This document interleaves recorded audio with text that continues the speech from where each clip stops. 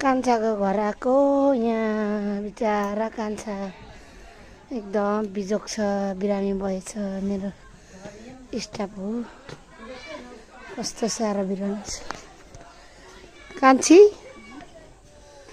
के खाने हेरे अनि पकाइदेऊ न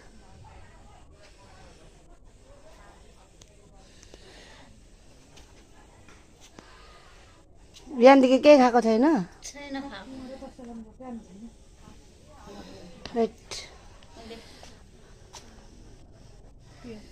साह्रो रहेछ कान्छा चिन्यो मलाई को म आन्टी तिम्रो उयो होइन क्या अन्त साउनी साउनी आएको अब के खाने फ्रुटी ल्याइदिएको छु अब तिमीलाई निको हुँदैन होला अब हस्पिटल लग्यो भने नत्र लाँदा हुन्थ्यो नि लगेर के गर्नु डक्टरले फेरि फिर्ता पठाउँछ होला नि के खानु मन लाग्छ खानु खानु मन लागेको छैन